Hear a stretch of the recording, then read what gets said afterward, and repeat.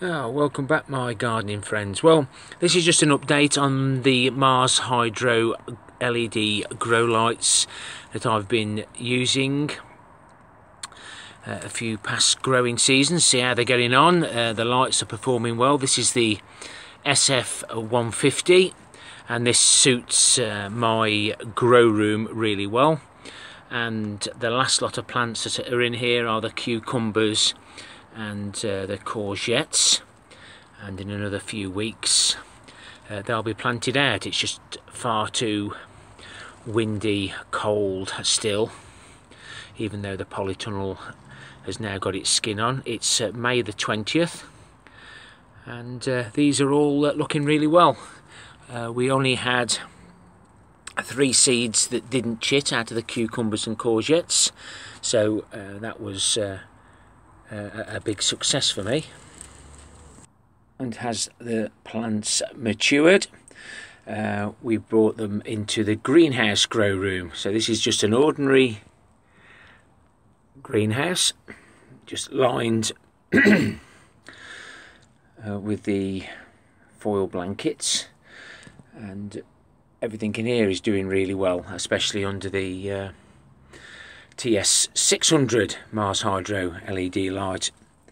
And I tried putting some of the plants outside to harden off, and it scorched a few, so it's not been ideal. At the back there's 2 peanut plants that are still growing. I don't know how, but they are. And we've got a few peppers. Some more of the strawberry seeds. These are sliced. We slice the skin off the strawberries and place them into these pots over the winter. And we ended up with these. That's the better one. And there's 2 lots, one that we buried and one that we just sliced and put on top, as advised by Babette, who's in the garden, who always comes up with lots and lots of good ideas and tips. So we've got a few here, and we'll get them to maturity. And this one there, it even threw off a runner, which I promptly took off. It needs to concentrate on building its own root system. A few more potatoes I'm trying to hold back for the Christmas Day potatoes.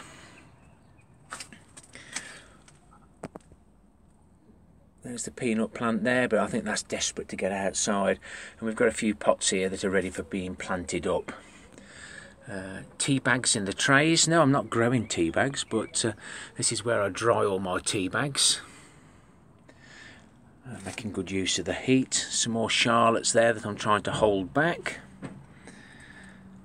These are some flowers that Mrs. K wanted. And then there's some lettuce here.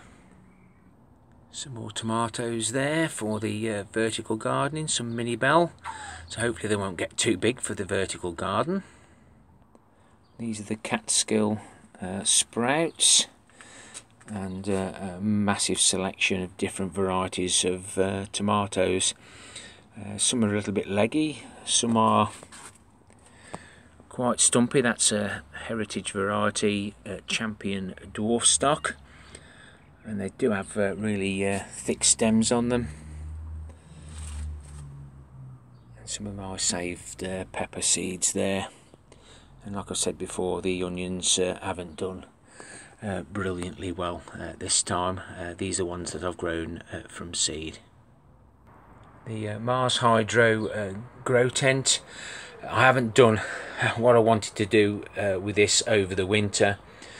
And what I'm going to do, I'm going to dismantle it and then rebuild it on its side in the greenhouse grow room, so that I can get a few more plants in. As I've said before, these are some covers off a grow tent that I found dumped, and then the rest of the greenhouse was bubble wrapped. We've let as much light in as we can now. Remove the bubble wrap. I've removed the foil blankets. They do a real good job, and their little fan there has been very useful in drawing the heat from the grow room. But again, I've been really impressed with the MarsHydro grow lights, the TS600 and the SP150, and I'm looking forward to giving the grow tent in here a better chance of helping me out with some of these plants. They're really doing well. I'll rotate everything the best I can so they all get a little bit of natural daylight, and later on in the evening the lights stay on for a little bit longer. My peas have now gone out, so I had 5 trays of all these peas. They're out on the allotment, and I'm going to do another successional sowing. Mrs. K bought some flowers for the garden, and those trays will come in very useful for potting those lettuce and those forget-me-nots on. And I'm still finding tomato plants that came from the overwintering tomato challenge. I emptied them out in there. I shouldn't have done, really. And they're still growing. I'm finding them growing absolutely everywhere where I've potted stuff up. Nature always finds a way. We've got some more containers there ready for the vertical garden. There's some Cos lettuce there and some Rocket Artemis F1. That's that one in the middle. And then we've got some of the heirloom carrots that we got from hashtag Shed Wars. That was telling lies, look. That was for more veg seeds. There's a link in the description below on their seeds. And we've got this one here. Nothing showing at the moment, but as soon as there's a space on the vertical garden, we'll get them out. And somebody did ask a question about drainage holes, etc. Now, if you can imagine this being the front, it's tilted that way, so we've got one hole there, so that's level on the vertical garden. There's another one here somewhere. Don't help with it being a black bucket, but black helps, is a lot better in the sunshine. And then this part here is the sump, and I water from above, but the water goes straight down to the bottom. Just need a label on it. Getting lazy again, guys. I'm getting lazy. But that's where we put the holes in for the drainage. No holes in the bottom. I want a little reservoir, and I'll be showing you in a future video how I'm going to make it easier for myself to water the vertical garden, especially the ones at the top. A bit awkward with the watering can. These are the beans. Quite a few different varieties there. We've got Starlet runner bean, Cobra French bean, another Cobra, the Pomgos from Bill and Val.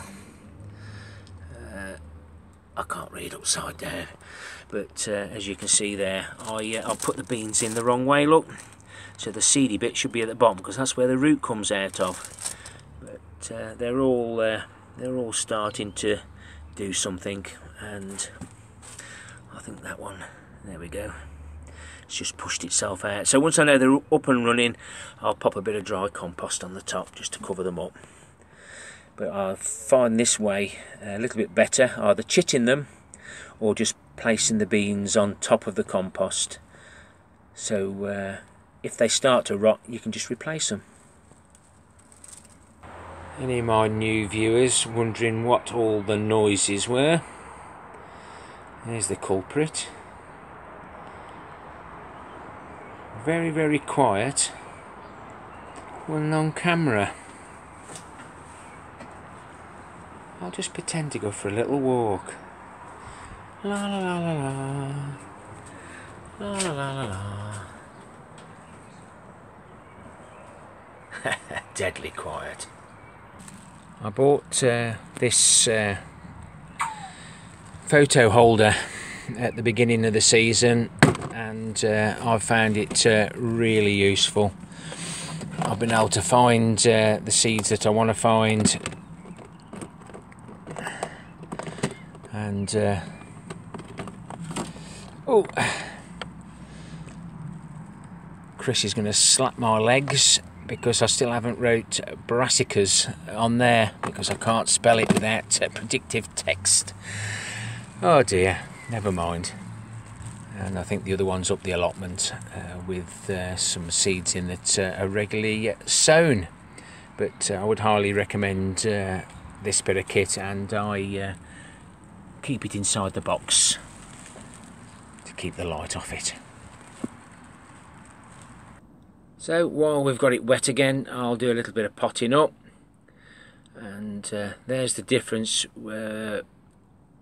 On the left, Babette said just slice the strawberries up and leave them on top, and on the right, that's when I covered them. So that's why there's a day's difference, 17th and the 18th. So these were sliced up on the 17th of the 8th, 2020, sorry. And they have been stirred up a bit, but you can see they're still coming. Always be patient. Happy gardening to you all. Till next time, my friends. Ta-ra for now.